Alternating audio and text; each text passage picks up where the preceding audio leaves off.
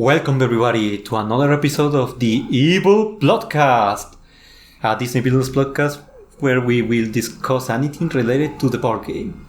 And today we had this week we had some very exciting news because the latest Disney Villainous expansion has been announced, has a release date, and that's Oogie Boogie, which is gonna come out this October, the very first day of October, and that has us all excited, especially because there have been some reviews already released, so we can check out some of the cards and the mechanics, the special mechanics that Oogie Boogie will bring to the table.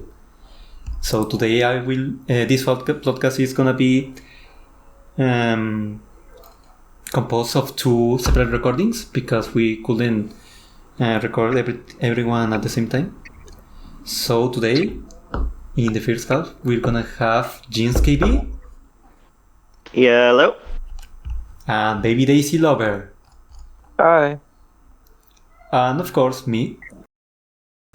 Pre-orders for Oogie Boogie have gone up, and with that, we also got a couple of reviews, which revealed a lot of the cards and also the realm and pretty much almost everything about Oogie Boogie.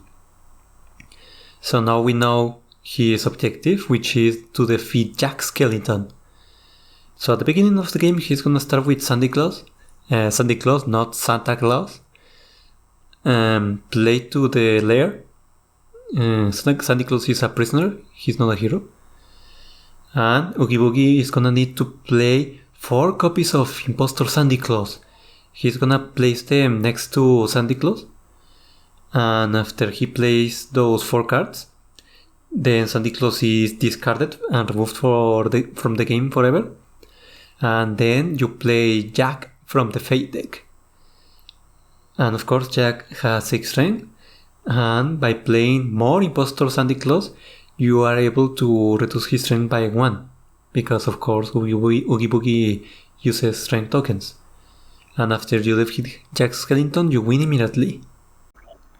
And so before we begin, I would like to say that Jeans KB here is known for having created a custom Oogie Boogie. Custom Oogie Boogie. How do you say it? Villain set? I don't think that's really fair. I mean, I was very late in that particular game, so there were some established conventions that I purposefully wanted to avoid and do differently when I was making my own. But I will take credit for hand drawing all the art, though, although Rat Poison Milkshake did an awful lot of touch-ups on those. Oh, I see. Yeah, I remember that you showed me the art you did for the cards, and I thought it was pretty cool, especially because no one really has published a custom villain with original art.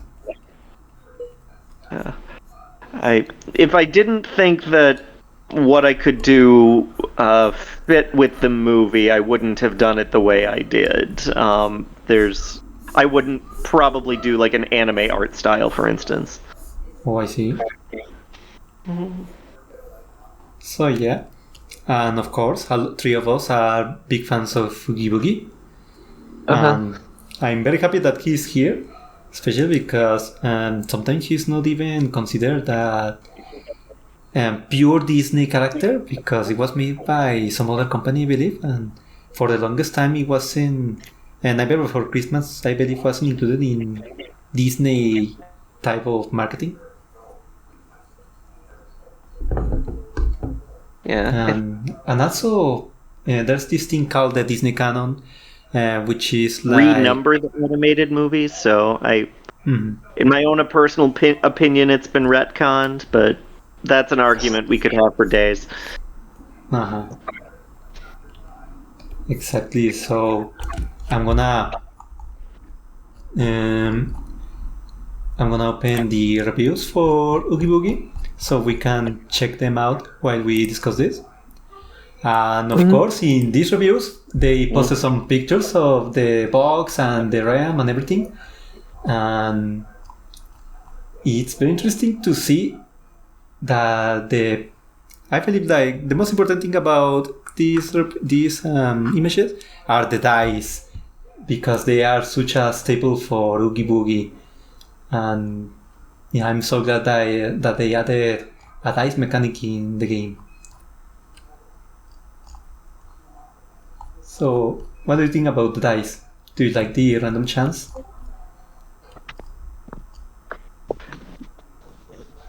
I mean, I get the feeling that dice with Oogie was always inevitable. It's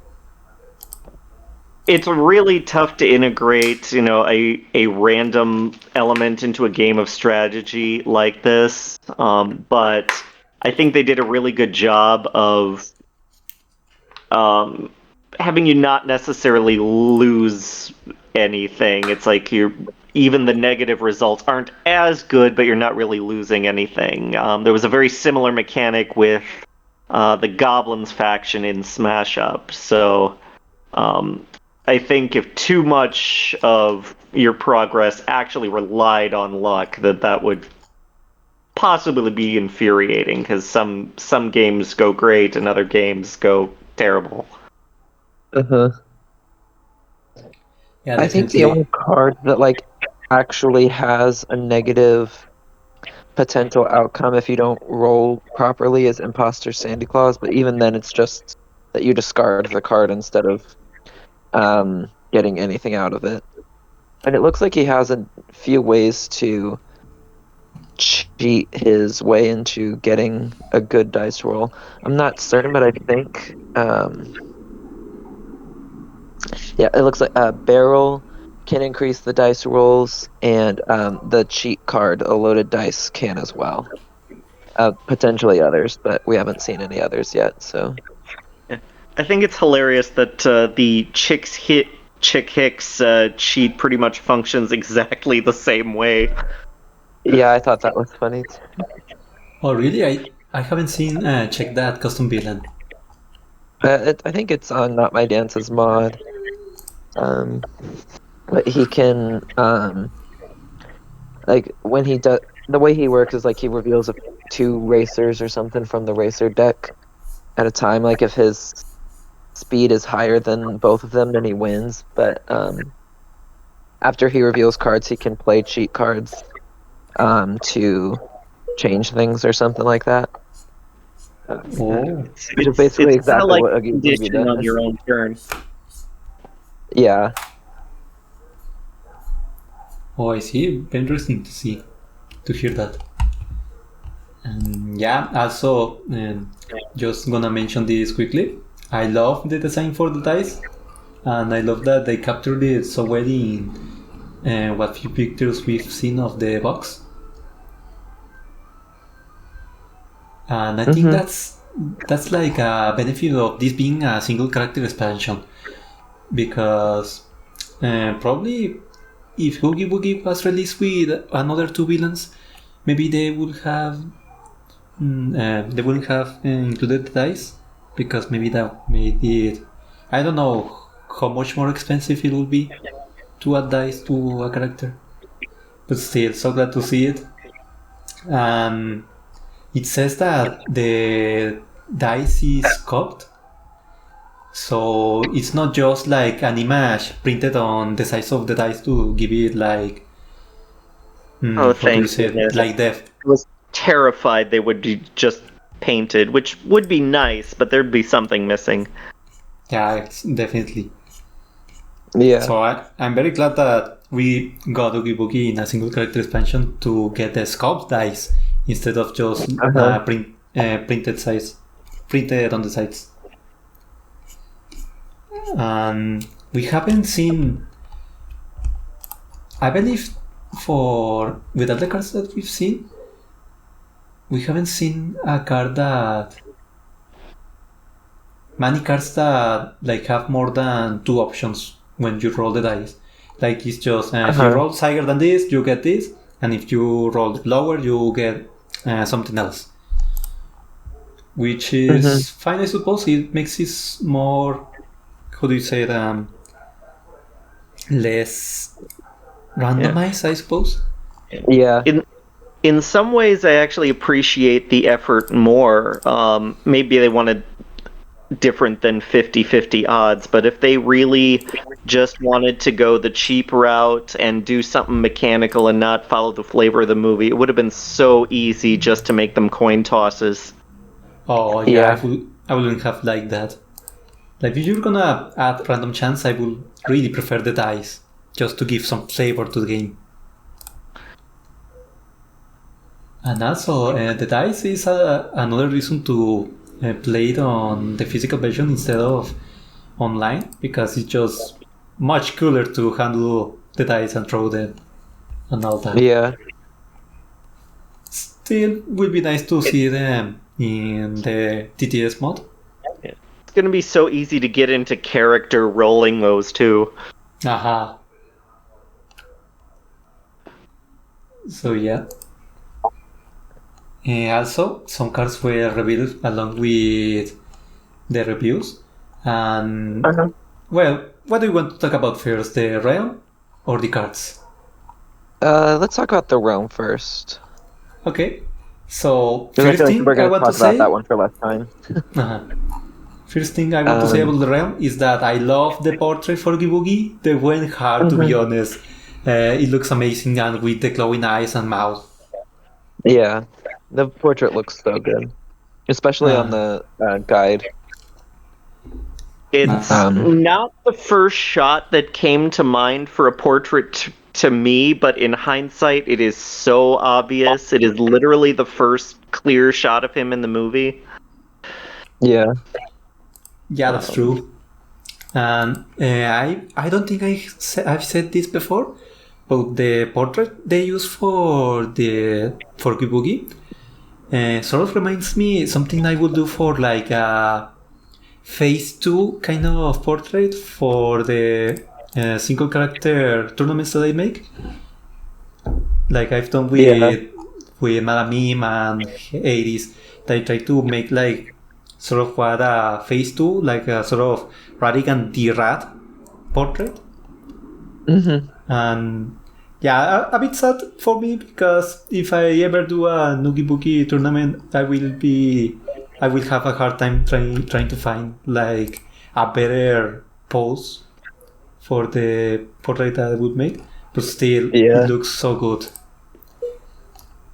And apart from that, to be honest, I really like the green that you went for the RAM and the cardbacks. I think it's I'm really befitting. excited that they're doing another green Disney villain. We haven't had a green Disney villain since Maleficent. Yeah. Amen to that. And there's been so many choices that the custom creators have used for a green. Oddly enough, I think I picked a sage that was kind of close to what they did, but too much in the right direction, especially when the character is known for being glow-in-the-dark neon. It is really tough to find a balance, but on the cards, on the realm, on the clear mover, I mean, the shade is just pitch perfect. Exactly. Yeah, it does make me wonder why they didn't do Horned King as green when his mover is green, but that's a different discussion, I guess. Yeah, that's true. We finally got another green villain, so it's okay. Nah. Yeah. I showed the mover to my brother, and his first reaction was, it looks like one of my old Crazy Bones. Crazy Bones? It was a little collectible. Probably no one remembers them, but it was... My brother had dresser drawers full of the darn things. Oh, I see. I would probably be too young to know what those are. Oh, I see. I just look them up. Yeah, I can see that, I suppose. Especially because the mover looks like a blob. But for such a simple shape, they got so much detail. You got the stitching on the side, you got some insects crawling around, in all kind of enough in those ridges without flat out putting the face on it. The one thing I might have changed was put the hair in air quotes, sweeping back instead of forward. Maybe even curling up into that kind of spiral hill shape, but that is a very big nitpick. I see. To be honest, maybe not a nitpick. I just find it funny that the first thing I thought of when looking at the mover was that it looked like ghost poop. In a weird way, we finally have our legs mover to go with Gaston's torso mover and Lotso's head mover. I suppose practically. You would have a hard time stacking them because of the pointy end. Yeah. But yeah, I'm also dating myself. But yeah, the clear one, aside from Crazy Bones, it also reminded me an awful lot of Flubber. Yeah. I remember that movie. Yeah, also the first thing that comes to mind was... One of the first things that came to mind was Flubber. And yeah, perfect fit for Boogie, in my opinion. Moving over to the realm. First off, we have the quote, which is... Looks like it's Oogie's turn to Boogie now. And Headmaster Ditto wins the Oogie quote lottery 3 years before the character comes out. I can't believe it. Yeah. Yeah, there were a couple of very good quotes from Oogie Boogie, but I suppose having the words Oogie and Boogie in the quote was a must. Yeah. Most of the great lines are song lyrics, though, and for the most part, they've been avoiding those. Yeah. I see. Moving over to the realm, and this is something that others have mentioned before, is that this is the first time in quite a while that Ravensburger has added a location with 2 play card actions, gain 3 power, and discard, which used to be a classic location in lots of Villainous realms. And it's been a while since they've integrated that location again. Yeah, the Horn King had the Vanquish instead of discard, but that was as close as it got. Yeah. It's very unusual to have it on the far left too. It'll be interesting to see if people want to adapt the introduction to evil rules more. I feel like he was designed. My assumption is that he was play tested under the new rules. So I could be wrong, but yeah. I would assume that if they were making the new rules, that Oogie Boogie would have been tested under them. So. And Sally makes sense that you would have that location on one of the far ends. Mm-hmm. I don't hate the experimentation that they've done with the realms. I think Tremaine is actually very well designed for what her effects and her objective and play style is. I do like they've been experimenting, but it is really nice to kind of get back to something that feels normal. The 2 Vanquish actions is kind of weird. Looking at Oogie's cards, he probably could have used another play, but Ravensburger hasn't done, an awful lot of heroes, or when they've done a Vanquish heavy hero like Gaston, they haven't had an awful lot of heroes to take out necessarily. Yeah. I guess maybe I'm overthinking it. There is Take Me Instead, but yeah, that's a good point, because a character, for example, like Horn King, has a bunch of tools to vanquish constantly, so it sort of makes sense that he has 2 vanquish actions. Then again, we have Scar, I suppose, who only has 1. And Oogie Boogie, since Oogie Boogie uses strength tokens, I wonder if if it's also gonna be Vanquish heavy, or maybe, I mean, because Oogie Boogie would need more a bunch of allies to really use those 2 Vanquish actions. We've only seen the 3 kids and I believe a couple of bugs. He has bats and spiders, but he probably has multiple copies of those. Yeah, I would assume it's not just the one copy of them. So probably we're gonna have a Corn King situation that he has lots of tools to vanquish heroes. And I hope that since he has the vanquish actions, they're gonna, how do you say that Oogie Boogie is gonna have heroes that actually have ongoing effects, because Ravensburger lately has like to make heroes that only have a on-play ability, and after that they just a body, we call them, and they just block actions. So I hope Oogie Boogie actually has an incentive to vanquish certain heroes instead of just vanquishing them to get more actions available. I really hope that we get more than just like 5 or 6 heroes. It'd be nice to have something like, 8 or 9 again. It makes sense for him to be ally and aggressive heavy, though, with a lot of the dice mechanics. You increase board control to counterbalance some of those uncertain negative effects that could set you back anyway. Especially since this goal looks like it could take a while. There are so many cards to play between the allies you need and the imposter Santa Clauses that you need to be successful, might I add. Mm-hmm. Exactly. Trying to think of a potential like speed run of sorts that he could do right now, because I think surprisingly enough he could actually have Jack Skellington on the board on his second turn, but I don't know how soon after that he would be able, and that's also using the old starting rules, but it's more important about the buy the play card anyway. But I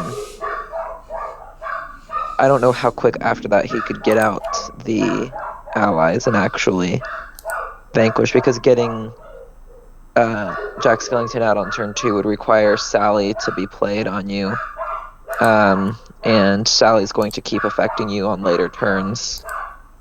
So I don't know if it would necessarily help you get Jack Skellington defeated quicker, but it would help you get him on the board really fast. So there is that.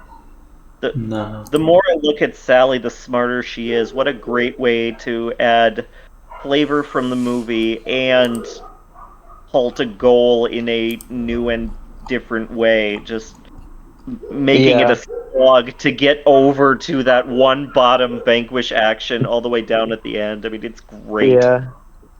Sally's going to be a very important card in the way that Oogie Boogie plays, I feel like, because like if you play her over to the graveyard, you're going to lock Oogie Boogie out of potentially fading for 2 turns if the treehouse is blocked, and also being able to block him from going over to gain 3 for 2 turns as well. So. Oh, by the way, quickly, just before we continue, for those of you who don't know, Sally's ability is that when she is played, you move Oogie Boogie to her location. And while she is in play, Oogie Boogie can only move to adjacent locations, which is why Baby Daisy was saying those strategies. Yeah. So, One last bit about the realm, though. Action layout is fine, but I cannot be the only one who is absolutely baffled why they picked the locations from the movie in the order that they did. Like, I want the treehouse to be adjacent to the lair. I just do. Yeah. Oh yeah, you're right. Also, something that I don't remember who said it in the server, but a lot of villains have their leftmost location be the location that they started in the movie. So very interesting to see Oogie Boogie's lair at the very end of the run instead of the beginning. I'm trying to think of if it was maybe a thing that changed with Ravensburger, but I think Gaston technically is first seen at both house. Lady Tremaine is seen at a location that isn't on her board first. Horn King never even goes to Morva.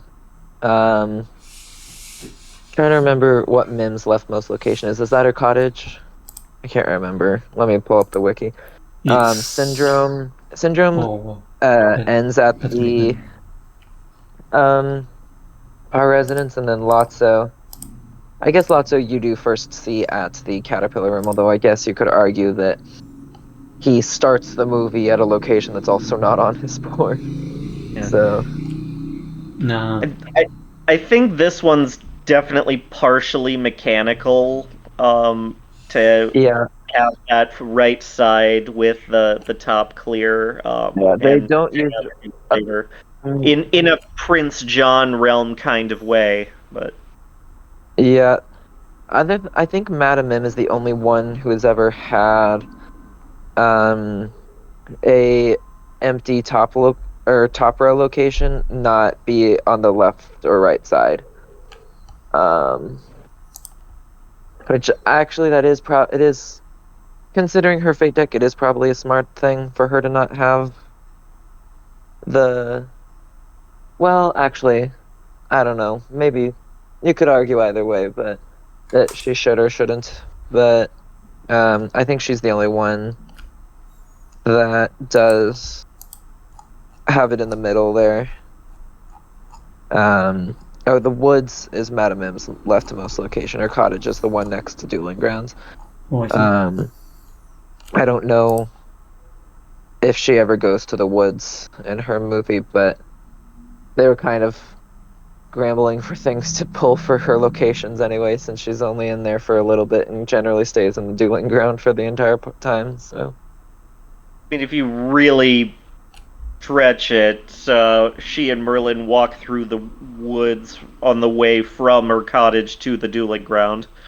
That is probably where they picked that one from. It's been a long time since I've watched Sword in the Stone. So, yeah. Although now I just want to, since they both kind of have a reputation of boasting of being the baddest, meanest, and killing people, now I just want to have a conversation between Madame Mim and Oogie Boogie. I would enjoy that. Just put them in the same room. You see what happens. And final thing I want to say about the board, about the realm, is that the only there's a card in Oogie Boogie's deck that allows him to perform any available action in his realm, not just at his location. And the only actions that he will not be able to perform with that card when his realm is all covered are the gain 3 power action and the move and item or ally action. Yeah. So that card's pretty good, I suppose. Yeah, it is. Making Christmas time, I'm just going to read it off. It says, roll the dice on results of 8 or higher, perform any available non-fate action available in Oogie Boogie's realm. They said available in there twice. And then on results of 7 or less, draw a card. So it's not guaranteed that he'd be able to do it. But there is that ability. And it is interesting that he's able to do pretty much anything with it. I feel like what you're most going to want to use it for, though, is to try and get a Vanquish action off. Or gain 2 or 3 power if you're at the graveyard. Otherwise, honestly, I think I would rather get the card draw than the action, since you can't use it for fate. Which is, I mean, Uh-huh. I smart mean, that you it's can't use it for fate. You shouldn't be able to, but Of because course. you can't, it's kind of like honestly, I'd probably rather roll low on that when I'm doing that card. um, I mean, in that case, I guess you're not always at a discard spot, but why not just discard it instead of spending the power? I mean, you would There just is that use the too. same card as a replacement anyway, unless you're already at your play two spot. So I don't know. Yeah, It it's like I seems don't. pretty underwhelming Yeah, downside. like it. Um, it's. It sounds better than it is. Definitely. I think the big thing you're gonna want to do is to use it for vanquish actions, though. So. Yeah. Yeah, definitely. Especially if what was her name? I forgot her name. What was? Sally. Yeah, Sally. Especially if Sally moves you to a location where you can Yeah. vanquish her immediately, you could use that one to just get rid of her immediately. You can just play making Or Christmas just time and if use Sally vanquish was action. played to to put you over on the far side of the realm at Halloween Town, so you can only move over to Tiny Tree House on the next turn. You could use that to try and get the vanquish to defeat Jack Skellington as well. Uh-huh. Almost like a way of you. Like, it's going to be a card that has its uses, but I think it's going to just generally sound better than it actually is, because he already has access to so many of his actions anyway. How many copies do you think it has? That's one thing the Um, reviews don't say is card ratios, except for copies. um, Of, it's, Imposter. yeah, like, we know that there's at least 6 copies of Imposter Sandy Claus, and it would make sense that at least Lock, Shock, Barrel, and the Bathtub are all 1 copy, but I'm not sure about the other ones. It's like the articles suggest that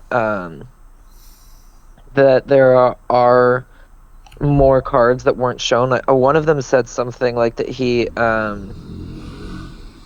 sorry, I'm trying to find the exact quote. Yeah, like it's like when they're talking about how the imposter Sandy Claus card works. Like it was saying, like if you don't get the high enough roll, you put it in the discard pile, and then it says like note among Oogie's surprise cheat cards is the potential ability to go searching through the discard pile. So that suggests that there is a second cheat card that we've not seen yet. So That's 2 cheats, 2 conditions. yeah, because we did see a second condition in the guide. We can't really make anything out other than the fact it's a condition, and the name is Trick or Treat. But Uh-huh. Let's see, at least 1 item in the bathtub. I thought, yeah, and there was something else like that. I thought one of the articles had made it sound like he had more than 1 item. I can't think of. Okay, so maybe not.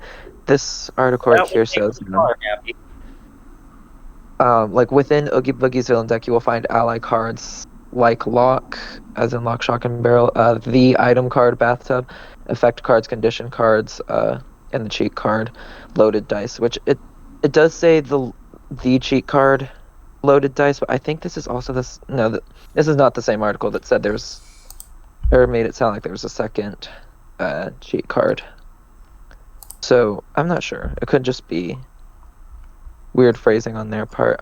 I can't really think of anything off the top of my head that would make sense for a second item card. But as a certified Jafar hater, I'm okay with Deception being less likely to go off. As much as I like items. Yeah, there's any number of traps from the movie. There's the one-armed Yeah. bandit, there's the roulette wheel, there's the saw blade, there's the king sword guys, there's the snake and spider stew. Yeah. Yeah, apart from that, maybe there's an item in the Fate deck, but we haven't seen anything like that. There could be an item in the Fate deck as well. Yeah, this article does say that the Prisoner Sandy Claus is technically a card in the Fate deck. I don't Yeah. like that. Basically means that he only has 14 fate cards, which I don't think is actually all that much of a problem. It's not like Mim having only 8. 14 isn't that much of a difference from 15. I realize they probably spent some budget on the dice, but Yeah. it could have just as easily been like a double-sided tile with Sandy and Jack. Like it definitely could have. I just don't think it's going to be all that much of a gameplay problem for him to not have a true 15 card fate deck. Yeah, I suppose. Unlike Mim, especially if nothing. Like, Mim had 8 cards, and half of them were more than half of them, including Archimedes there, are completely useless. And every card that we've seen in the Fate deck so far, even Jack Skellington, does have a decent use. So, yeah, I think it'll be okay. And it just basically it just means that the reshuffle will get a second Fate card out instead of the last card in the deck and then the reshuffled first one. That's true. That does go down to 13 though once Jack is in play. Yeah, he can be used before then though. So I don't think it's too bad. I just wish there was. It's very unlikely that you're going to get Jack out on the second turn. So yeah. I just wish that Sandy did something. Don't get me wrong, flavor-wise it works fine, but even the Prince at least had the niche, fate block use. Even though you get out the invitation first, he spends the entire game as just a placeholder. Fine, that was kind of his role in the movie, but it's like even the most niche scenario of shuffling Sandy back into the Fate deck, it's like I wish he would have done anything other than just stay there. Yeah, no, that's understandable. I'm not saying it's a perfect decision that they made. I'm just saying I don't think it's going to be a negative impact on him, like some people were kind of jumping to the conclusion of when we first saw it. It's not a game breaker. Yeah. Yeah, so interesting to see that Santa Claus is a special card type, which is Prisoner. So I suppose there's going to be a couple of fate cards that refer to heroes. Maybe they move them around. And since Santa Claus is supposed to stay at the lair, then makes sense that they make him a prisoner instead of a hero. Yeah, Ravensburger really likes to just if there's a potential thing where a certain interaction would do something unintended, or that could mess things up, like Syndrome with the remote, or trapping the prince, or remote with that was totally wicked, and trapping the prince or something and moving him over to the Cinderella's room with the key. They kind of just like to make a new card type to avoid it and call it a day. I suppose. Makes it simpler. It is what it is. I don't mean it. Yeah, it's usually just a thing to be almost like a card type of. It's a flavorful way to say no type, basically. Yeah, that's true. That's a pretty nice way to put Relic, Prisoner, Guardian. There's a bit of a purpose to Guardian, but you know what I mean. Yeah, of course. So, let's talk about Oogie Boogie's allies. First of all, remember that Oogie Boogie is gonna use strength tokens, and I believe all his allies are gonna give +1 strength to another one, or at least the 3 main ones, which are Lock, Talk, and Barrel. Each get +1 strength for each of the other 2 being out. When one of them's out, they get 1 strength. When both of them are out, they get 2. So Yeah, exactly. It's nice. We've seen so many versions of Lock, Shock, and Barrel, both as one card and as several. It is nice to see the best of both worlds, where they both work as a group and have their own individual abilities. yeah, We kind of have a bizarre reverse Woody's hat situation where the tokens are keep track of passive boosts as well.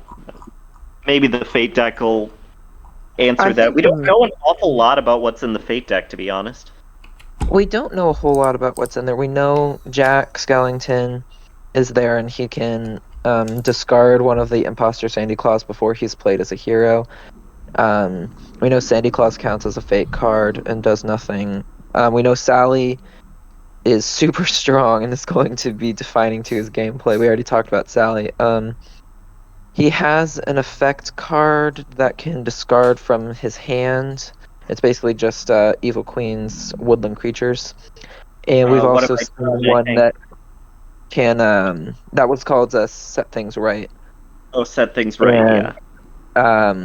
Hello Oogie is kind of like No Capes, where it totally gets put under the mover, not on the I hate not on that. the portrait. I don't- And I don't know a single person who is going to follow that rule. yeah, I Yeah, don't even definitely do that just with gonna put it on the portrait or Answer the door real quick. okay. Although it'd be hilarious if the mover had like a little slot on it so you could put it like a business card holder. Just put it in the mover. a little hand next to the mover that grabs the card. Yeah, No, actually, there's a you know what slot would have in the been very mover so you nice? can use the mover as a stand for the fate card. Yeah. You know, it would have been much better to have that card say that you put it under the dice, not under the mover. I don't know. I just think that it makes more sense to put it on the portrait, but maybe I wonder how long it's going to that's just be me. until people lose their dice and end up just grabbing them from anything else. That would be I so definitely won't sad. lose it. I'm not losing those They're skull way too high dice. quality. But yeah, since this just like a 1, 2, 3, 4, 5, 6 dice, it's gonna be easy to replace. Yeah. Ravensburger is usually good about replacing pieces, though, so I would assume that it would apply to the dice as well. Well, to be honest, Ravensburger is too good at replacing missing cards and stuff. I don't remember who, but someone in the server asked Ravensburger for a couple cards that I think they got damaged or something, and Ravensburger just sent them the whole deck. Yeah. That's happened I to think me. that happened with me once. I emailed them 2 separate times about getting replacement cards. One, I thought I had lost the Worst Takes It All Prince Philip card, but then I found it later, and by the time I had found it, they had already like sent out the entire Fate deck, I think, for Maleficent. When I got my Marvel cards replaced, that one they just sent the individual cards that I had requested because I had damaged a few of them, but Oh, I see. they did send me the entire Fate deck for Maleficent, I'm pretty sure. Yeah, I had 2 cards that were water damaged. Of course, they were Ursula. From my intro to Evil, and they just sent me an entire pack, Villain and Fate deck. Oh wow. Pretty nice. So, next I would like to talk about Oogie Boogie's only item, at least for now, which is the bathtub, which has an ability that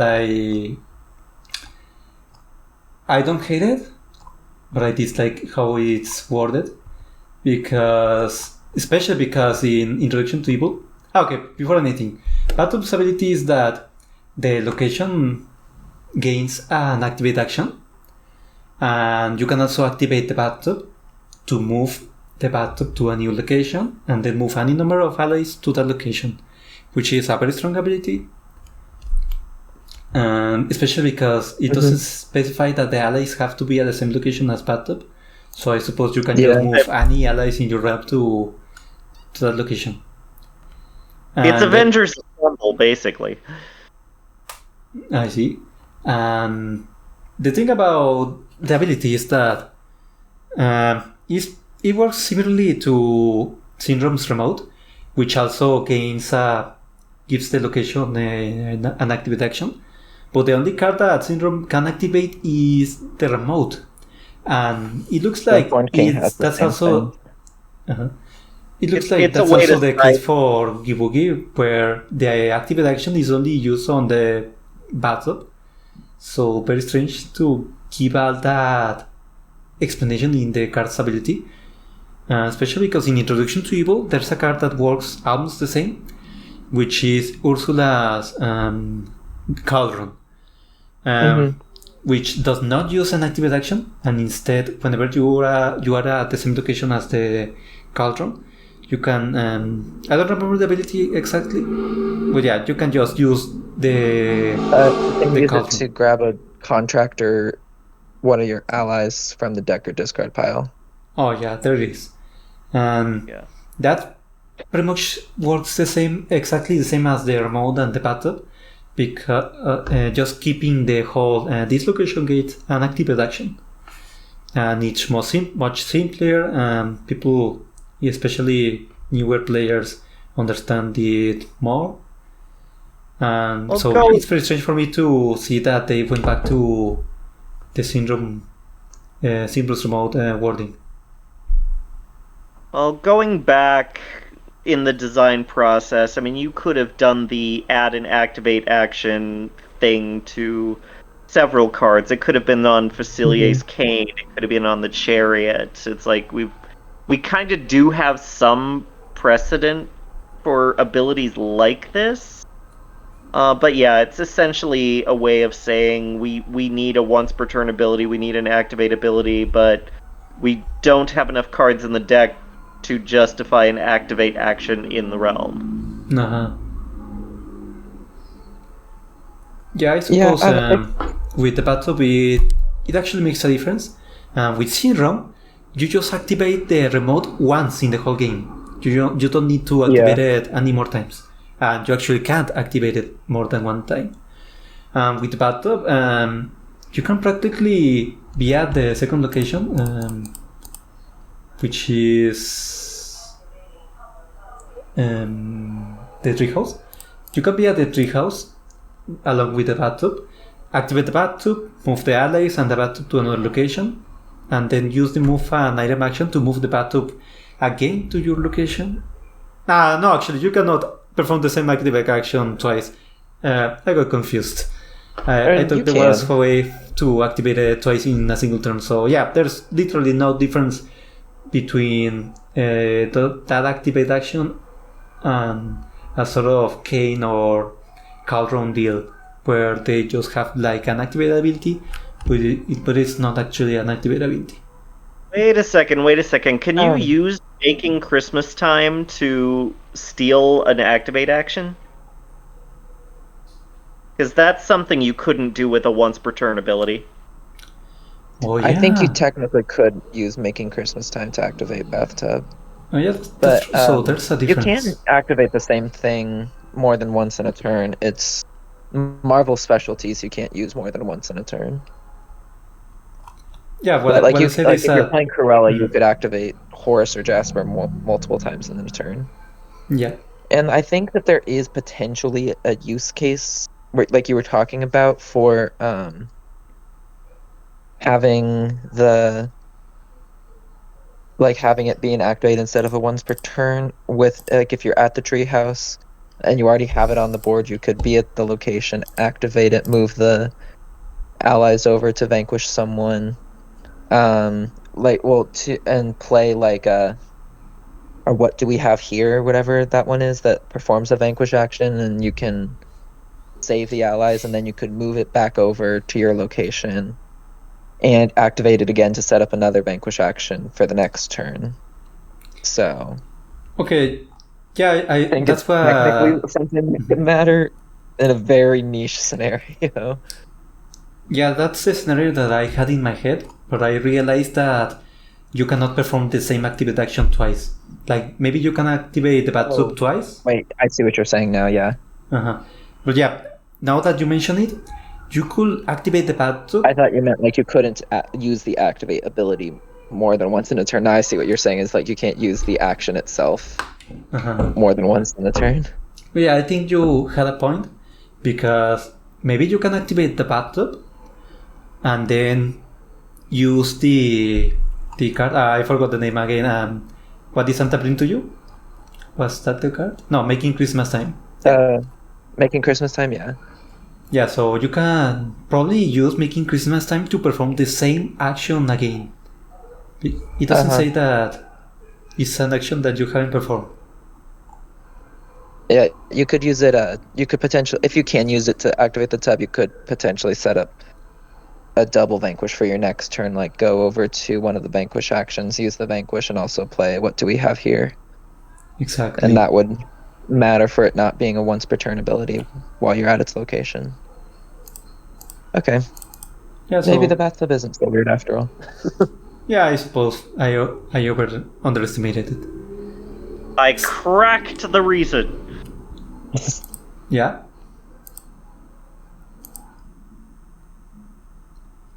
Yeah, apart from that niche scenario, and the only reason that the activate action has any like difference with the other abilities that we talk about is Gaston's condition, as beautiful as me. Yeah. No, Because, I definitely don't mind bathtub adding an extra action as a Gaston main. Yeah, so Gaston mains are gonna be happy. So moving on, what else do we have? Which other card can we talk about? Oh yeah, as we said, there's a couple of more allies. We call spiders and bats. Spiders are very simple. Cost 0, have 1 strength, and when they defeat a hero, you gain 1 power and draw 1 card, which is a pretty nice ability. We don't really know what bats and shock do yet. Yeah, shock. We're pretty sure other than the bats have something to do with allies. Yeah. What was it? It might be. If bats are used in a vanquish action and go to the discard pile, you take a card from discard pile and have it back to your hand or something. It might be that half of the card text is covered up, but that does look like what it might say. So you can't. There's way too much of shocks covered to tell though. Yeah, exactly. Wasn't shock when Oogie moves to her location, draw a card? Did we? At least the picture I'm looking at. Yes. Is there a photo of shock? Is that maybe shown in the guide? The guide. Just the picture I'm looking at with the card set on the table has way too much of the card text covered up to be able to read what it says. But I could look at the guide pictures and see. Yeah, the guide pictures that I found are very blurry, so it's hard to see. Okay. Side note, might be what Doc says, because the guide has it theoretically more visible if it wasn't. If the picture itself of the guide was not so grainy. But there's definitely like a like those stuff about her gaining strength, and then like Oogie Boogie draws. Like it does look like it says draw at the end there. So it's really hard to read what this card says with it being so grainy. Yeah, exactly. In the actual, once we have the guide in our hand, we would be able to read it just fine, but we'd also be able to just look at Shock's card at that point.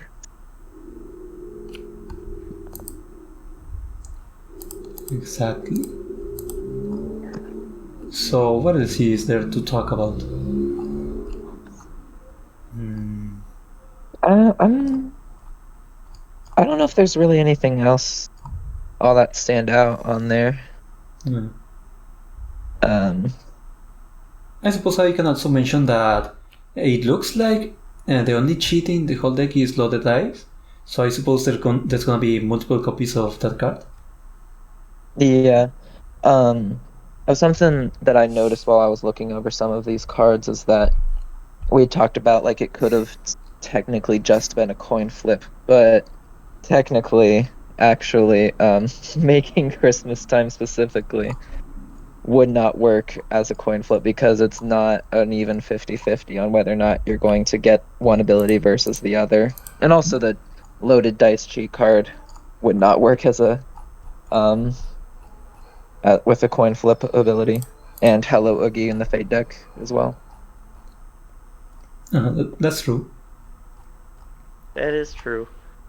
I don't want to like get a big ego or be the center of attention, but you had mentioned, the custom build that I had done. Did you have any questions, comparisons, anything specific on that while I'm here? Yeah, now that you mention it, first of all, are there any cards that are similar to your custom?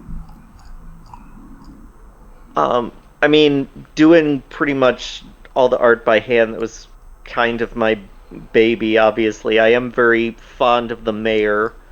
I noticed we don't know what he does. I noticed Shock's card pose was pretty much identical to the one that I picked, so that kind of made me fist pump a little bit. Nice. It's interesting how a lot of the card names in particular that they picked, I didn't necessarily like. They went with Trick or Treat. I probably would have done something like Kidnap the Sandy Claus. Imposter Santa kind of threw me for a loop, but we both had a Hello Oogie variant, so. Very nice.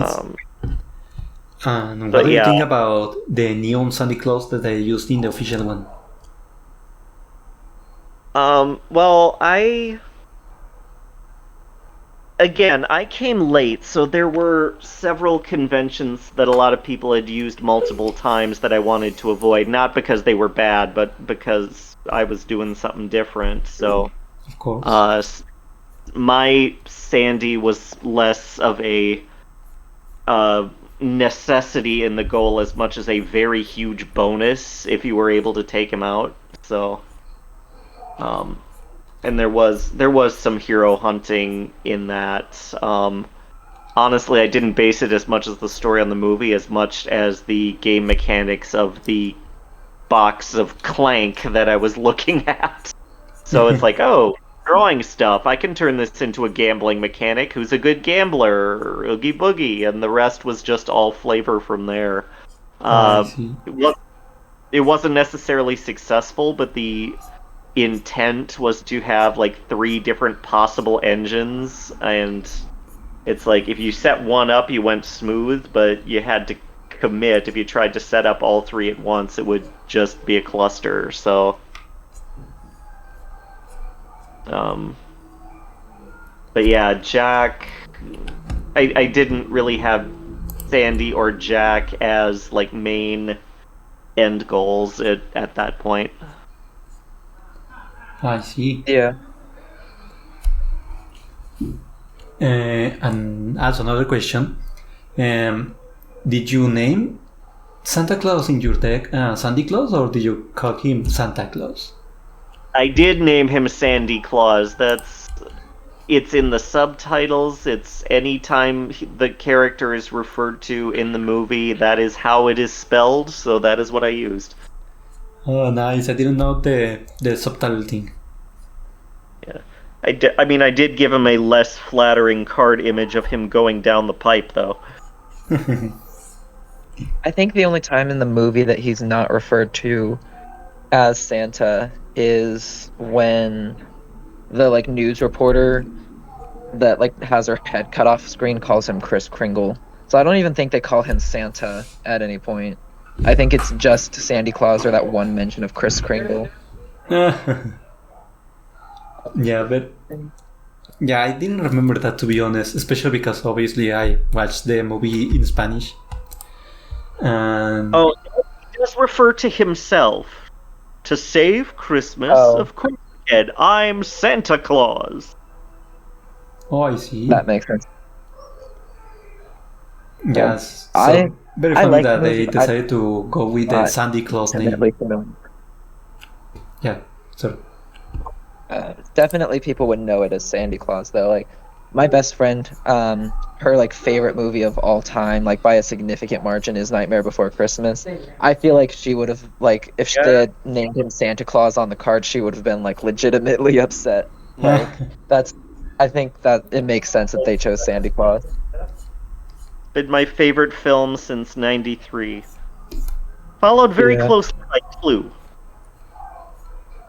nice. So if ever Jinx KB's favorite movies ever end up on Jeopardy, now you know. Excellent. Real quick, since we're about to wrap up, I was looking back through some of the pictures to try and see if I could figure out what one we had the like we had seen the picture of the mayor card on. We can't make out any ability on it other than it's the mayor. But I noticed on the back of the box there is a card. We can't make that one out either. It looks like an effect. But there is another card shown on the back of the box. So that does mean there is another Fate probably effect card. It has a long looking title, like that goes on to 2 lines. I can't. It to me it kind of looks like the sad mayor face, but I can't think of anything other like for a title other than what would become of my dear friend. Halloween Town. That is the hero's name. Full name. The mayor of Halloween Town. Oh, Um. that will work, I suppose. Okay, maybe this is the mayor card. Because the last word on the of the first line is definitely of. Now the second line looks way too long to be Halloween Town, but the first line does end with of. So Yeah, pretty nice. I wonder I how just wanted many to. heroes Maybe are that is the on. mayor card, and I'm making stuff up. But I thought it looked like it could be an effect card. If his full name is the mayor of Halloween Town, though, that one might make sense for why the card name is so long. Uh-huh. Yeah, very excited to see the rest of the cards revealed, maybe in other reviews. But most probably we're gonna have to wait the whole month to see all the cards and the copies. Hopefully, Cincinnatus can show off Oogie a little earlier. Oh, I'm pretty sure. I feel like and Cincinnati or wants already to. has the villain. Already has Oogie Boogie. I get He the feeling probably that should by now, considering they said he would get it a month early, and it's less than a month before release now. He should have it by now, but yeah, he hasn't said a thing. So he probably either he signed the If they were contract. if they were shipped the same time as the press release review copies, that wouldn't surprise me. that could also make sense. Yeah. Yeah, so probably But, he I can don't know. talk about it, or he just Can't doesn't really want force him to. to show it off. Mhm. Maybe he doesn't want to spoil us. Well, Yeah. very, very strange. But he's almost here. I'm gonna go over to So I think that's all I have to say for now. Yeah, I think I don't really think there's anything else. Apart from that, I suppose I can ask you, what do you think about the exclusive mover from Target? I'm very glad that it's glow in the dark. Yeah. I'm excited about that. And the sleeve is beautiful. Oh yeah, the glow in sleeve. the dark sleeve. It was everything I ever wanted. I completely fanboy squealed. Yeah, the sleeve is amazing. It's like a perfect fit for the movie and the character. I mean, it's embarrassing to do on a command, but I believe my exact reaction was somewhere in the vicinity of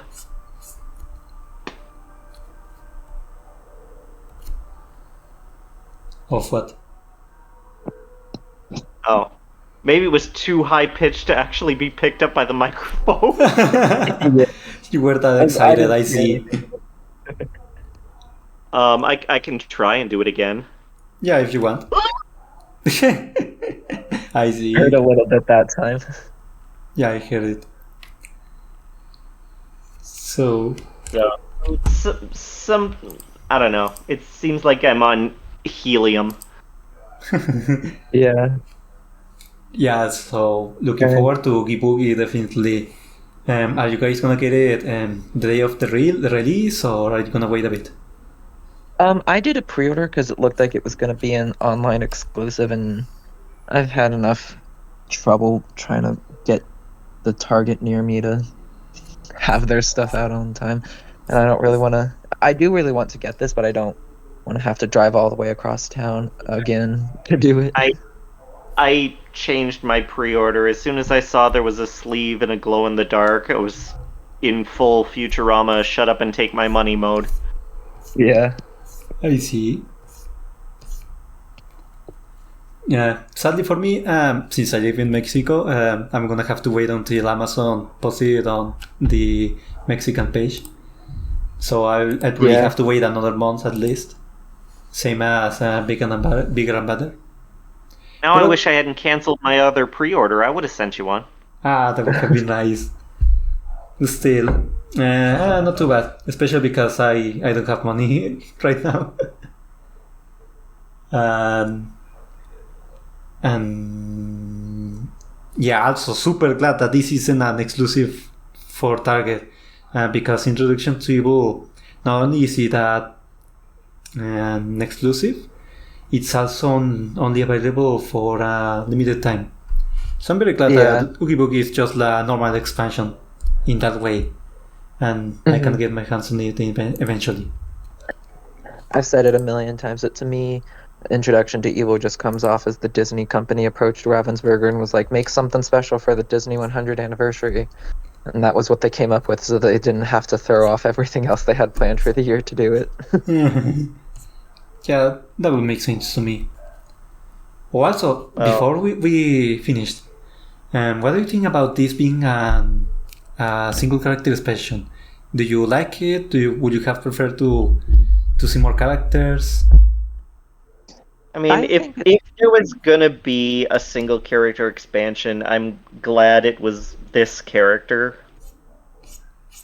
I mean, we got spoiled on so much content this year. We got a Star Wars box, we got a full Marvel box, we got, a more than 3 new characters. I mean, we can still cross our fingers for more Disney in the spring, but we got plenty. I'm okay with my favorite character being in one box. My thought on it is that it's completely fine, they've got Ravensburger has 3 lines of Villainous going right now. They've got to make 7 characters to release every year. They've been stretching themselves pretty thin and trying to get out a full 3 character box in the fall, when they're also doing one for Marvel and Star Wars in the spring and summer. Probably would have just been too much to happen. And that's not Black Barrel Hall was only ever making 3 at most 6 characters in a year, and that was the first time. And then anything else was 3 a year after that. So it gets us more content. We're gonna see. I'm very confident we're going to see a full 3 character expansion in the spring for Disney, and Star Wars will get a solo expansion in the fall. It's just part of their release schedule now, because that if they didn't do this single character expansion, that everyone would be like, oh my gosh, they've discontinued the Disney Villainous line, they're just going to do Marvel and Star Wars now. So, yeah, we're very paranoid. That's exactly what people thought with Venom. Yeah. And honestly, it would not surprise me if Star Wars burned out first. I mean, there's a lot of villains. I can't think of too many huge top, especially with the limited amount of female villains that they've got. Mhm. It's they're. Star Wars is going to want to have a solo expansion next year for its own sake, and not running themselves out of characters too quickly. Disney still has plenty to choose from, especially now that they've only just now opened the box to not from the Disney animated canon plus Pete. Uh-huh. But I don't think I have anything else to say. I think it's fine for there to be a solo character expansion. So Yeah. Something I want to mention about that is that whenever people speculated about which character will be the single villainous expansion, almost everyone said Oogie Boogie, which I find super interesting. that is either Oogie Boogie or Frollo was what people would say. So super. I heard a lot of Chernobog interesting. too. I think Chernobog could headline his like a 3-character expansion at some point. But Yeah. I'm not sure. It might be difficult for them to figure out. And honestly, single boxes might be the best way to test some of those gray areas. Like now it's a touchstone, but if they were going to go into live action or TV, instead of being one character in a 3-box, it's good to tip your toe in the water with just a 1-character box. Yeah. You're not completely Kool-Aid manning the wall. Yeah. So, thank you for joining us today, Jinx and Baby Daisy. I really enjoyed this talk. My pleasure. For having me. So, we're gonna wrap it up here, and now we will move on to the second part of the podcast, featuring Jarek. Hello? And Loki. Well, hello. So, of course, this is gonna be pretty much the same discussion as the first part, just with some new opinions. And in case we miss anything, we will talk about it here. So, Jarek and Loki, I think we should begin with what do you think about Oogie Boogie as a character being added to the game? You want to start? Or you want me to start, Jarek? You can start first, Loki, before me. Okay. Let me say first off, I have grown up with this character for a long ass time. I love this character in general. This is really good. And just having an iconic voice like Ken Page do this character, like icing on the cake. What about you, Jarek? Yeah, I'm very, very excited for Boogie to come to this game because I definitely kind of got scared with watching Never Before Christmas. I just grew up with it, and then I got used to it, and for my scare, and that's when Halloween became like one of my second favorite holidays, and I love it now. But Boogie's gonna be one of those fun ones, and I'm very excited for him. Yeah, I'm really excited to try him out, honestly. I think it's going to be really cool. Yeah, pretty nice. Having And like what do you think about dice. this being? Mm-hmm. Yeah, the dice are excellent, and it's just something you have to include with Oogie Boogie. Yeah, I mean, that the dice are like the one iconic part of the character. I mean, like, you can't have Oogie Boogie without the dice. Exactly. And also, it's good to note that the dice included in the expansion are sculpted, which means that it's not just the image of the skulls printed on the sides. It's actually like, well, yeah, sculpted, molded, so it's gonna have a bit more detail. Mm-hmm. Which is always awesome. Oh, Yes. that's nice. Yeah, and I'm reading it. It says that the dice help resolve some of the cards. Like, there's one that adjusts the rolls, and like one of the fates can subtract from them. So that's really interesting. Exactly. Yeah. Mhm. So Like, after this, Yeah, like yes. his dice mechanics, like for example, like what we have here gives him a vanquish result of 8+. He does not discard the allies to defeat the hero, but on a 7 or less, he puts the allies into his hand, for example. And like Barrel, he can when he goes to his location, his result is increased by 1, and also his fate, like Hello Oogie, reduces his result by 2 for his dice as well. And we can't forget the cheat as well, which I'm definitely very excited for. So he can not use a play card action and just try again. And I like making Christmas time as well. It's definitely very cool to do an action except for fate at anywhere, but he still gets benefits for if you roll a 7+ for drawing a card. So I really like that. I see one of the effects, the what have we here, where's the vanquish, and then you roll a dice with the 8 with the 8+, don't discard. That's really cool. And I'm looking at also at the allies. They look really nice. Like there's one where it's the bathtub where you can activate it to move it, and then you move any number of allies to that one location. That's really cool. Yep. Yeah, it's very cool. Yeah, and good to know that the 3 main allies, Barrel, Loki, and the Shock? other one I'm not remember. Shock. They all have a similar ability that they gain 1 strength if the others are in the run. But also each have their own extra ability. As you said, Barrel increases the dice results, and Lock makes allies cost 1 less to play, 1 less power to play. Sadly, we cannot see in the images from the reviews what Shock's ability is. I think it's probably strength, definitely. I think I'm gonna say if you move to her location, I think you draw a card or gain 1 power. I would say for that. I would say. Yeah, the draw card. I think that's my assumption. Could be it. I think that's my assumption. But I like the kids' abilities for all them.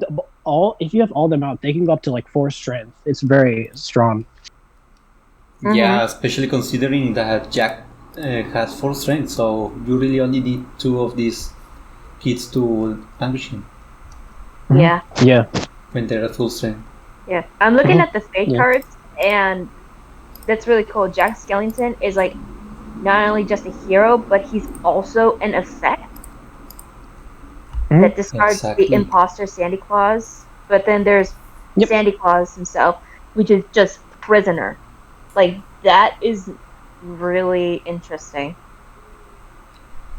Yeah, Ravensburger really likes adding these card types that are only used in 1 single card. For example, Sandy Claus, the Prince, the Syndrome's Remote, the Black Cauldron. And something people pointed out is that we have only seen 1 cheat, which is the loaded dice. Yeah. I wonder if he's going to have multiple copies of those. Yeah, there's definitely multiple copies. But what I wonder is whether there is another cheat or if that's the only one. Yeah. I bet there will be more, I would say. Yeah, I'm also looking at these fortune cards. There's only like the 1 condition or 2 conditions that the trick or treat and what did Santa bring you. Like those ones are actually look pretty interesting. Yeah, what did Santa bring you as a play card action, and you can discard any number of his cards and draw 2. And I think the trick or treat one is for when he rolls dice. He can when somebody gains power, he can roll dice and gain that many power, I think. But plus from that, maybe I would say. Yeah. It's so hard to read that condition. Yeah, it's really, really cool. Yeah, trick or treat is definitely related to the dice, but I'm not sure what it says. It's very hard to see. Yeah. But yeah, also interesting to see that they went back to using quotes for the conditions instead of a single adjective. I was wondering, since in Introduction to Evil they kept the original names, if they were going to use quotes for the conditions for the Boogie or something like that. What do you think about that? Would you have prepared to have a single word title for the conditions, or do you prefer the quotes? I prefer the quotes because they're a little, honestly, they're a little nostalgic to me, and I love it. It does bring the deck, a certain charm to it. And I'd say this truthfully, like all the decks have a certain charm to it, whether if it's like just a saying or if it's just just a little quirk that they have. But like with the quotes, it does add a certain charm to it. I agree on that. Yeah, I think the quotes are very, very cool for the conditions. Like, for example, Syndrome, like who's super now and not sidekick. Like adding quotes to for the movie. But I really like the quotes. They make me very, very cool. They're very, very cool, I would say. They add a little bit of flavor to the character and how this can be treated into something special, Yeah, that's what makes. I think this is gonna be what makes the character more enjoyable later on when people play it. You think? I think so too. Yeah, so we enjoy the quotes. I'm fine with either way of naming the conditions. Still, just having more of the classic quotes from the movie is pretty nice. Speaking of quotes, what do y'all think about the villain quote for Oogie Boogie?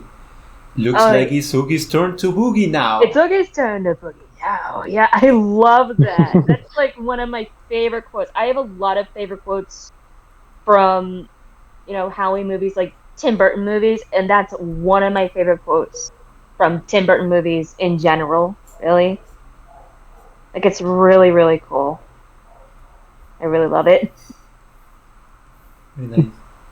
I really, really like the quote. I was kind of questionable with it, but it made sense to me, because he says it when Sally and Sandy are captured, and I was like, oh, that's where that comes from.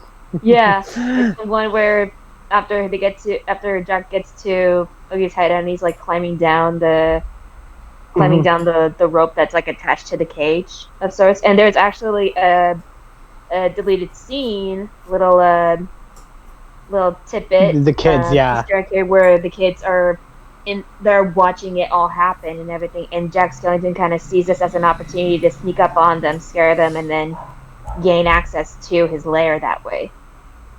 Yeah, that's a deleted scene. Yeah. I kind of was expecting something from his son for his quote, but this is fine by me. Yeah, for sure. Yeah, that's really, really cool. So excellent. And of course, we also have an image of the realm, which interestingly does not have a top action at Boogie's lair, but also this is the first time in a while that we've seen the classic play 2 cards, gain 3 power, and discard location. Because as you may remember, many of the original villains had that as a stable location. And Oogie Boogie is the first one in quite a while to have that. Yeah. Yep. What do you think about the realm? Yeah, I think it's for the moment. I think it's just the moment that you find Santa Claus in, I think, your Fate deck or something like that. You immediately place him there. So it's oh, we got one here. Let's see if we can try and get Dark Skellington on there so we can do some sort of double tap. That's really cool. No, actually, we also have images of the robot, and Santa Claus begins the game played at Oogie Boogie's lair. Yeah. Starts there. So that location is gonna always be blocked. So it makes sense that there's not a top action. It does seem there was like a locked location for the lair, though. It does, honestly. Yeah, but I don't see the lock token, the lock picture for the lair, the realm. So I'm gonna say it's not gonna be locked. The lair will not be locked, probably. No. Yeah, there's definitely not a lock token because it's not mentioned in the guide. Yeah. No, it's not. Yeah, I think it's like that realm is going to be, probably not useful until you have until like Santa Claus is there. Then it's like, okay, we're gonna abuse the crud out of this now.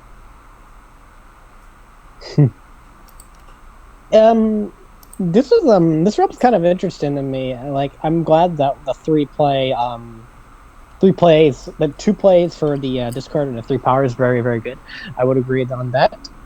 He has a reverse cube H for the graveyard, and which I was kind of expecting Spiral, the name to be Spiral Hill, but no. That's what I think too.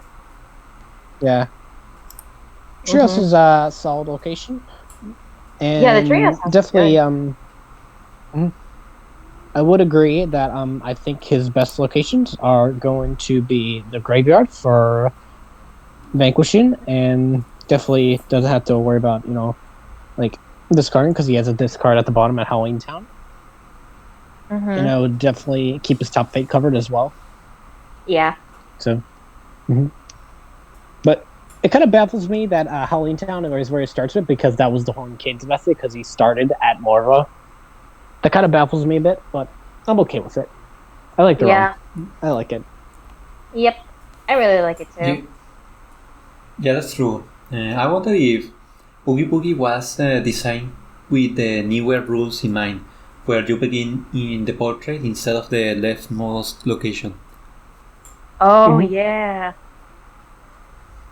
Because Halloween Town is a very good location to go on the first turn. Oh yeah, for sure. Definitely. And yeah, it kind of sucks that he doesn't get that treatment if you play him originally, and Lady Sherman doesn't get that as well, because there's 3 powers at the beginning. Exactly. So, something interesting that I pointed out with the others is that which card was that? Making Christmas time lets you perform any available action in the realm, not just in your location. Oh, yeah. Looking at the realm, there are only 2 actions that if you have a fully covered realm, you cannot perform, which is just the gain 3 power and the move action. Yeah. So and then when it's like a 7 or less, then you just add a card. You just draw 1 card, You just draw 1 card, Yeah. He gets a benefit. I'm seeing a sort of a pattern with Oogie Boogie. It's like you're gambling, and like you're always playing high in order to gain more. I would definitely agree on that. Yeah, all of the cards that mention dice always give like a positive effect, no matter if you roll high or low. The only exception is Imposter or Santa Claus, because when you have a result of 6 or less, you just discard the card instead of doing its effect. Yeah, that's kind of a bit of a not a letdown, but a kind of a big disadvantage to that card for now. Yeah, for it does look Imposter Santa Claus. Yeah. And doing the quick math, and there's a 21 of 36 chances that you get the positive effect on Imposter Santa Claus. Yeah, it's gonna be very tough to do that. It only costs 1 power, which is fine, Yeah, if it which costs is 7 of 13. 7 of 13 7 out of chances. 13, yeah. I'm glad it only costs 1, because if it costs 2, I would not really play that usually. Yeah. I think I like it that it costs less. Then it's like, you have more of a chance to use it, or you have more of a chance to stack up on it. Exactly. And also, of course, Oogie Boogie also has his ally and the cheat to improve his die rolls. But there's also a fate card that gives him less chances reduces his of dice roll. getting a good die roll, which is Hello Oogie. Yeah, Hello Oogie. Yeah. And Hello, Oogie. Yeah. And Hello Oogie's Very, very ability good. is very annoying because it tells you to place Hello Oogie under the mover, just like a syndrome with no capes. Yeah. Yeah, but for me personally, I would put it just on the portrait for me. But no capes makes sense though for me. Yeah. Same here. Yeah, especially because no capes is gonna be discarded immediately next turn. So it's just like put it under the mover so you remember that it's active. Mm-hmm. That's also something that people do with Mother Gothel, with what was the Mother Knows Best, I believe? Yeah, the Mother Knows Best. Yeah, that they put it on top of Rapunzel, for example, to remember that Rapunzel will not move. Even though you practically discard it. Oh yeah. When I would play Maleficent, I would put Vanish at the top of the board, so I don't. So if I want to move, stop moving, so they know I don't. Yeah, move, exactly. With Hello Oogie, I said this with the others, but I feel like its ability would be better. I mean, would make more sense if you put Hello Oogie under the dice. Yeah. Oh yeah. That does make sense. Yeah. Because then that's going to play effect on your roll on the dice, honestly. Because it says that you have to roll the dice, discard it, but your result is reduced by 2. So it's like whatever you roll, -2 on that. And it's like, okay, you just down on your luck. So it's like the one saying, the snake eyes done it. That whole point. So it's like, that's cool. I love that. Yeah. Yeah. I would agree. I like how many copies there are. I'm gonna say 2. I'm gonna predict 2. I would say. Yeah, because if you play 2 copies, it's gonna be awful for Oogie Boogie. Yes. It will be almost. No, actually, it wouldn't be impossible. It will be highly unlikely to get something high roll. Yep. Apart from that, we also have another couple of fate cards revealed. And we have another effect, which is Setting Stride. And that's a simple card. You just reveal your hand, and the opponent chooses one card to discard. Yep, just like a woodland creatures. Yep. Yeah, for sure. Very simple. I suppose people are gonna target either the allies or maybe Imposter Santa Claus. Oh, definitely, yeah. And of course, there's a very interesting and strong hero in the deck, which is Sally. Yes. When she's played, move Oogie Boogie to her location. I was reading this one. This one was interesting. And Oogie Boogie can only move to adjacent locations. Yeah. So, for example, if you play her to Halloween Town, Oogie Boogie is not gonna be able to vanquish her in 2 turns. No. Yes. Because true.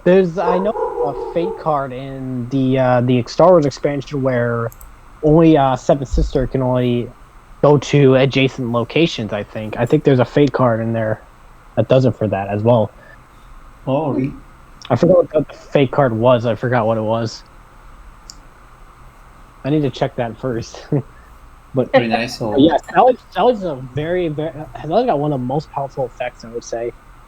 Oh yeah, for sure.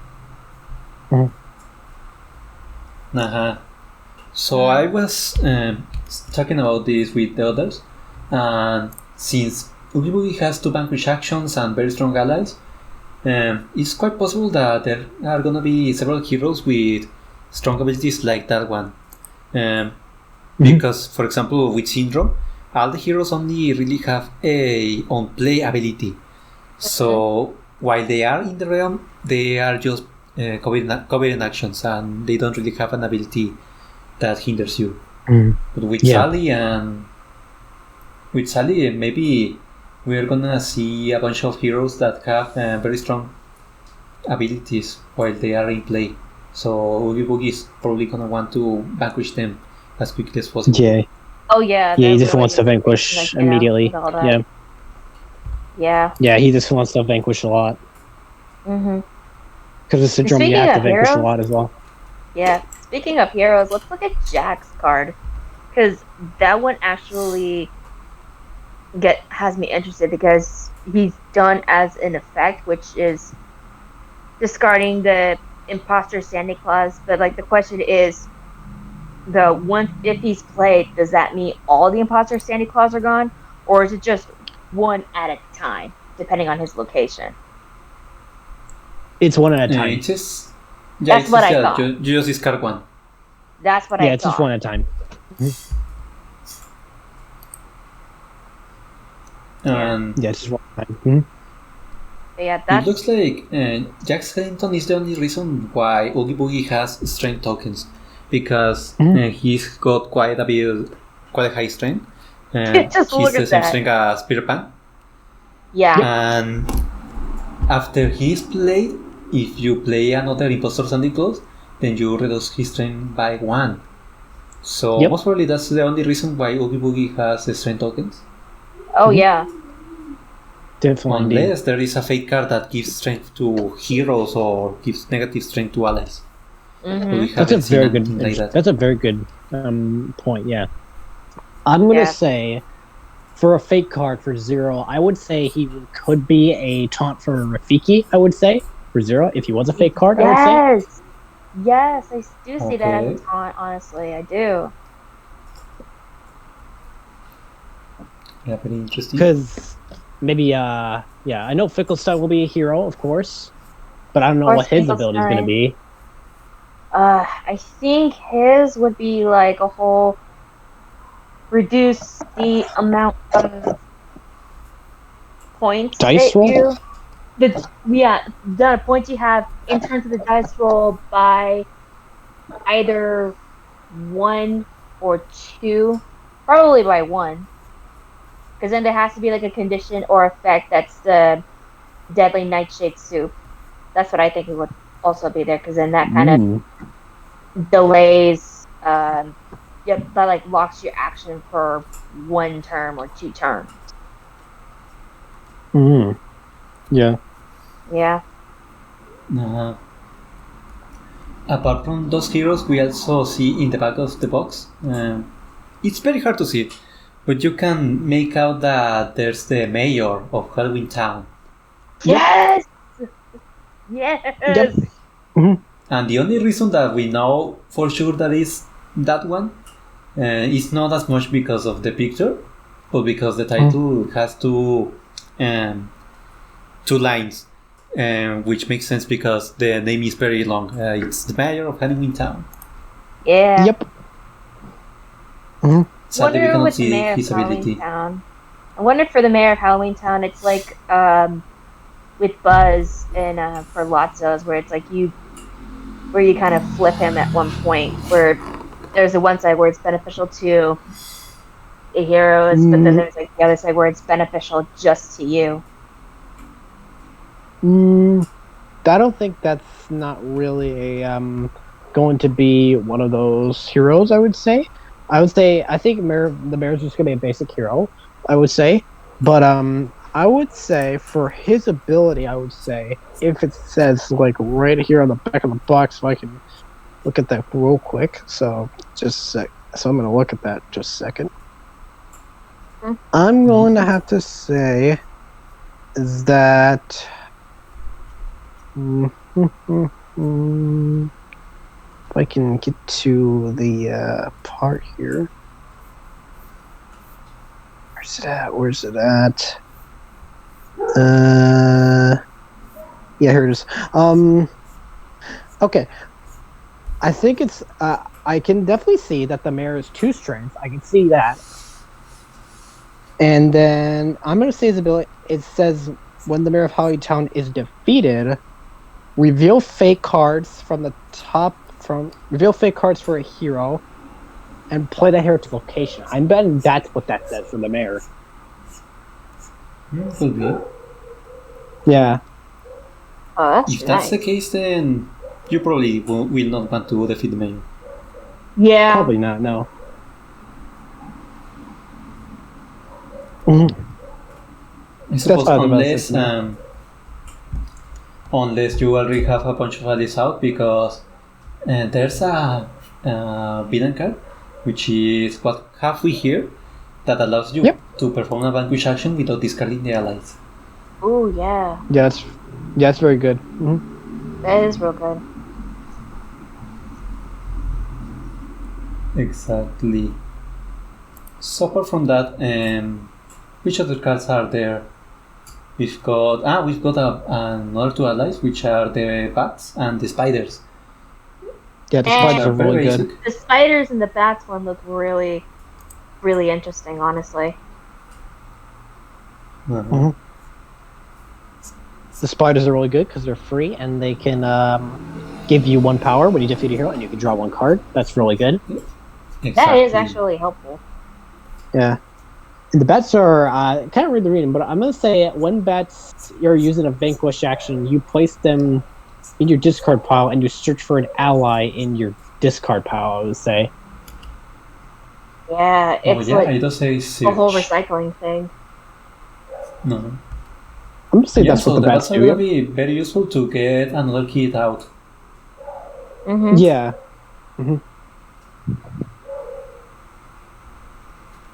And I definitely agree that I like them. Mm-hmm.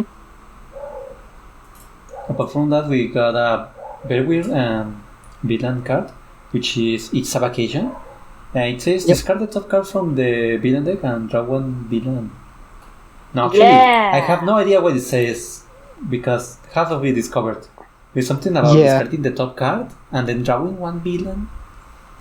But it also says hero at the end. So I wonder what that has to do with anything. Yeah. Hmm. I'm going to say it says discard the top 2 cards, draw 1 villain card for each hero. I would say Yes. In your That's realm. my guess in too. your realm. I would say for each hero in your realm. I would say. Mm-hmm. Could be. So that would be a very, very nice card then. Especially at that price. Yeah, it's only price of 1. Yeah, it's not bad. Mm-hmm. Finally, I also would like to ask you, what do you think about Santa Claus' name? Did you expect them to give him that the makes Santa me Claus name smile or so just Santa much. Claus? I love that. That made I- me smile so much because I'm like, dude, this is Nightmare for Christmas. You're gonna use Sandy Claus, not Santa Claus. Use Sandy Claus. I love the name still. It's still perfect to this day. Yeah.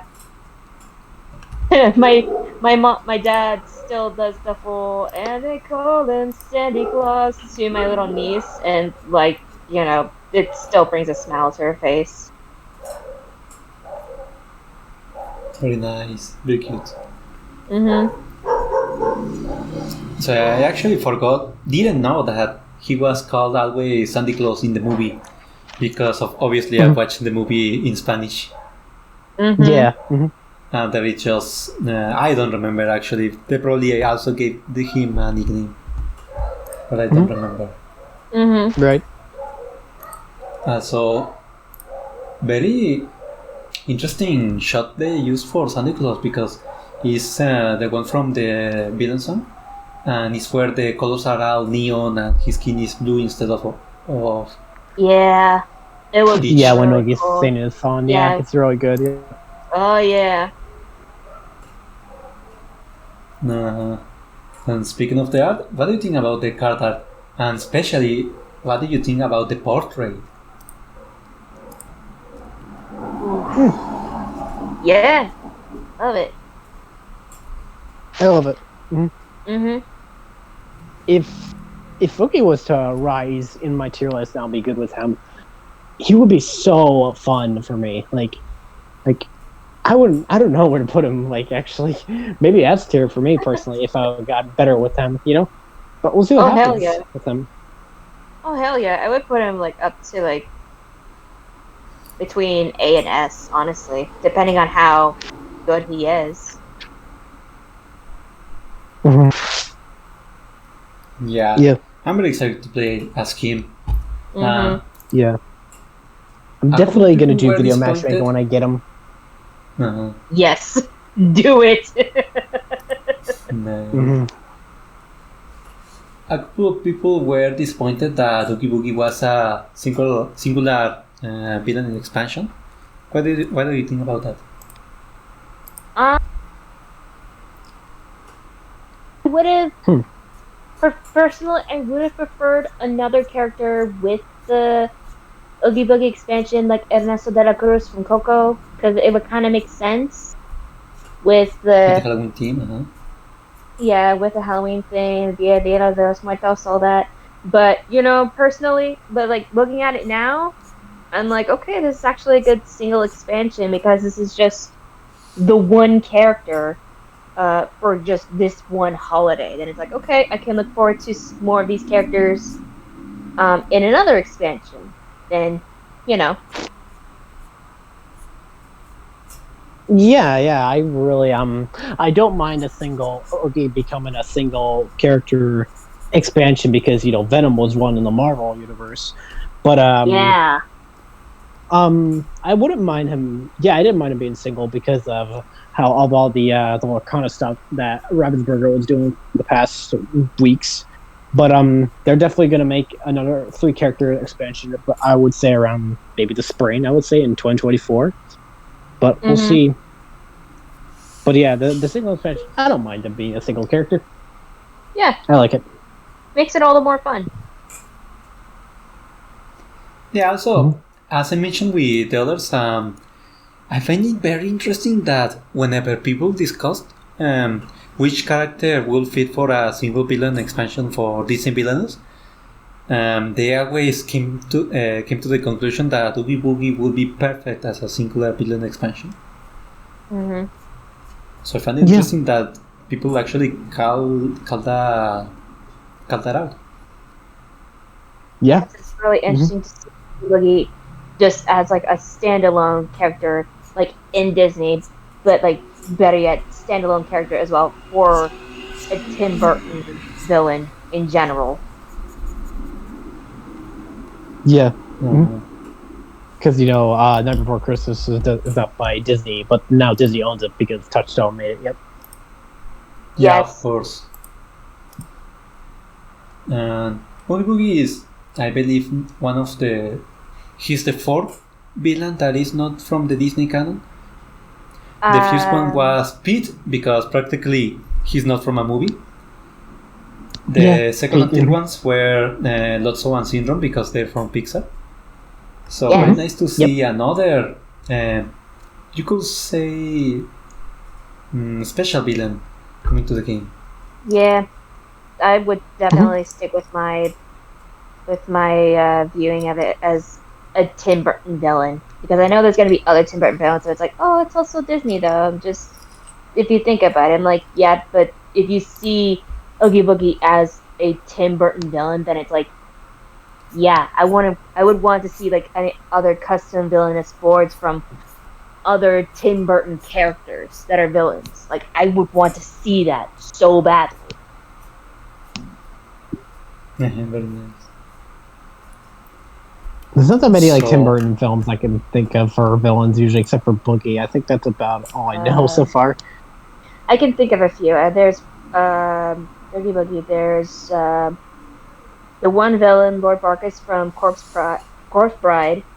There's the two ants from James and the Giant Peach, and that's actually another Disney movie, James and the Giant Peach.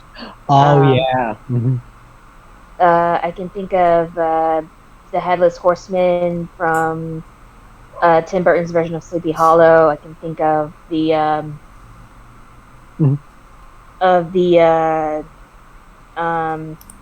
the judge from Sweeney Todd. There's a lot that I would think of, but I would also say the Red Queen from Tim Burton's version of Alice in Wonderland, as well as Time from Through the Looking Glass. But that would be kind of different because there's already a Queen of Hearts for Disney, so it's like, okay, we got to change the rules on that a little bit, so it's not like it's copying the Queen of Hearts looks. Yeah, but I don't think Headless Horseman will come because he has his own game, I think, if from by Ravensburg, I think. So Yeah, I think that's so. about all I have to say. Uh-huh. Yeah, so That's not much to I say. believe we've talked about pretty much everything, but to wrap this up, what do you think about the mover? I love the I love it. mover. He looks hella nice, honestly. Yeah, I love it so much. Oh, he's so cool. Yeah, the first thing that came to mind when I saw the mover was that it looked like ghost poop. Yes! It does! Mm-hmm. It also reminds me of the right. The Slimer Ghost from Ghostbusters as well, for me. Oh yeah. Mm-hmm.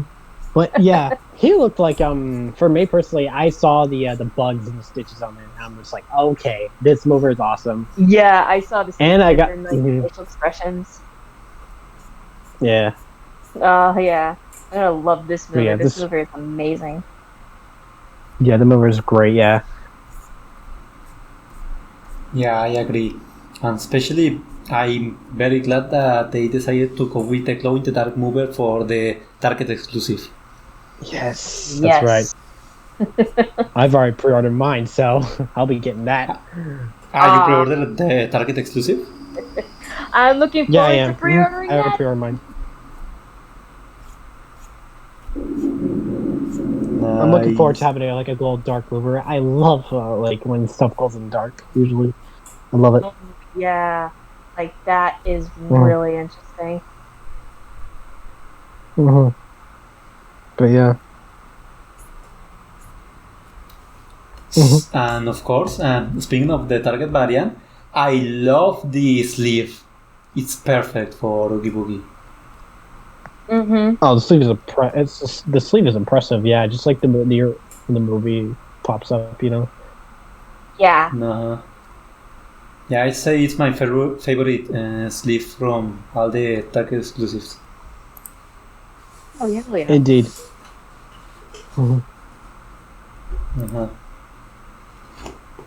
So, do you have any other thoughts about Oogie Boogie?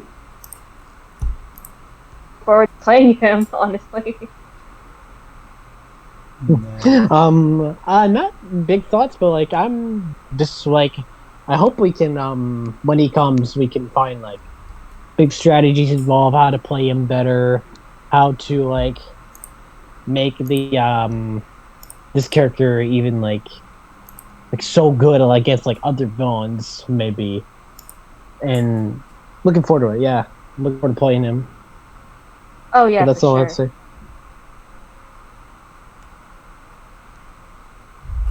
Excellent. Yeah. So, yeah, I think we've talked about pretty much everything about Oogie Boogie. I'm very excited. I'm very looking forward to him. Of course, I will be getting it a month after release because it takes a while for the new expansions to be released in Mexico. Yeah. So that's gonna be annoying. But still, I hope you guys enjoyed it. Yeah. And you can let me know how you feel about the character and how strong is he, and how fun, of course. Oh yeah, I'll definitely know about that. Yeah, and after Oogie Boogie gets to the TTS mode, we'll be able to play against each other. Yeah. Yeah. Looking forward to it. Yep. So, thanks you two for joining us today in this discussion about Oogie Boogie. Thank you for having us. Yeah, you too. Very nice. It was very nice to speak with you. With you too. Thanks. And to everyone watching, thanks for tuning in. And we'll see you again next time, which will most probably be a podcast about our favorite movers. So stay tuned for that. And since Oogie Boogie already has the movie revealed, we can also include him in the tier list. So, see you everyone later. Bye. Thank you, everybody. Bye. Go on.